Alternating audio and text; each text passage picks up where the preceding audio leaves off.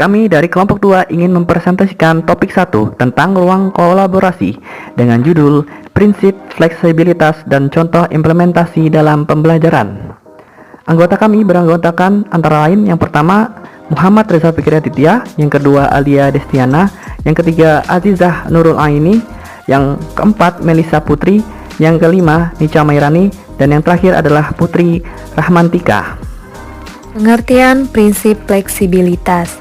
Fleksibilitas di sini artinya tidak kaku, luas, lentur, dan fleksibel, di mana dalam pengembangan kurikulum memungkinkan untuk dilakukan perubahan berdasarkan situasi dan kondisi, tempat dan waktu yang selalu berkembang, serta kemampuan dan latar belakang peserta didik, sehingga dapat disesuaikan apabila terjadi suatu hal yang tidak terprediksi saat kurikulum itu dirancang. Kemudian ada dua sisi prinsip fleksibilitas. Yang pertama, fleksibel bagi guru, yang kedua fleksibel bagi peserta didik. Fleksibel bagi guru artinya kurikulum harus memberikan ruang gerak bagi guru untuk mengembangkan program pembelajaran sesuai dengan kondisi yang ada. Kemudian fleksibel bagi peserta didik itu sendiri artinya kurikulum harus menyediakan berbagai kemungkinan program pilihan sesuai dengan bakat dan minat peserta didik. Contoh implementasi prinsip fleksibilitas yang pertama, penggunaan media pembelajaran. Pada saat kurikulum dirancang, pembelajaran akan dilaksanakan dengan menggunakan media pembelajaran interaktif yang disajikan menggunakan LCD proyektor. Namun, pada saat pelaksanaan pembelajaran, terjadi pemadaman listrik. Hal tersebut tidak menjadi halangan apabila suatu kurikulum menerapkan prinsip fleksibilitas. Dengan melakukan perubahan pada aspek media yang akan digunakan, pembelajaran akan tetap berlangsung dan mengarah pada pencapaian tujuan pembelajaran. Yang kedua, sesuai dengan kemampuan dan latar belakang peserta didik. Misal, pada kelas rendah, materi dan strateginya disesuaikan dengan kemampuan kelas rendah. Begitu juga dengan kelas tinggi, disesuaikan juga, misal model serta metode apa yang cocok agar materi dapat diserap dengan baik. Misal pada kelas tinggi diterapkan model project based learning, akan tetapi model ini kurang cocok dengan kelas rendah, maka metode pembelajaran di kelas rendah bisa menggunakan metode pembelajaran lain. Seperti dapat diterapkan model pembelajaran kontekstual di mana materi yang disampaikan akan lebih mudah diserap oleh anak kelas rendah. Yang ketiga adalah waktu dan tempat pelaksanaan pembelajaran. Pembelajaran tidak hanya bisa dilakukan di dalam kelas saja, tetapi sifatnya bisa di mana saja.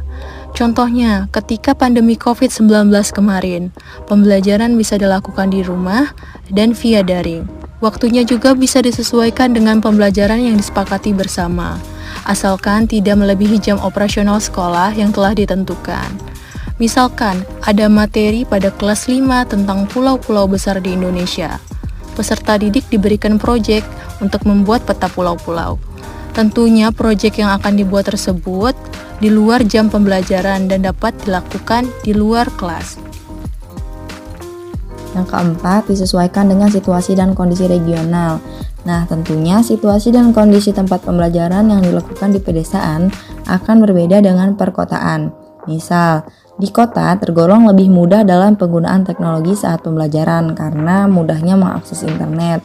Akan tetapi, penggunaan teknologi saat pembelajaran di desa lebih sulit karena susahnya jaringan dalam mengakses internet. Hal tersebut akan menjadi suatu hambatan bagi pembelajaran di daerah pedesaan apabila kurikulum tidak menerapkan prinsip fleksibilitas. Namun dengan diterapkannya prinsip fleksibilitas ini, pembelajaran dapat dilaksanakan tanpa harus mengakses internet terlebih dahulu.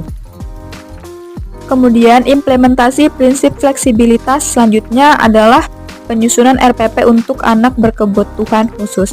Penyusunan RPP untuk anak berkebutuhan khusus menyesuaikan dengan anak berkebutuhan khusus.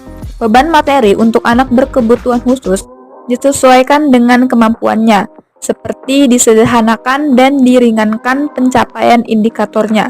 Materi dibuat fleksibel, seperti contohnya dalam pelajaran agama, bahwa ketika anak reguler dijelaskan dan menjelaskan tahapan, gerakan, dan bacaan sholat, anak berkebutuhan khusus fokus pada gerakan yang baik dan benar ketika sholat. Kemudian rumusan prinsip relevansi kurikulum di sekolah.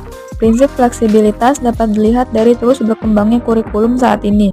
Contohnya adalah kurikulum 2013 yang berubah menjadi kurikulum merdeka sesuai kebutuhan relevan dengan perkembangan zaman yang disesuaikan dengan kebutuhan guru dan peserta didik. Prinsip relevansi kurikulum di sekolah dirasakan oleh guru dan juga peserta didik.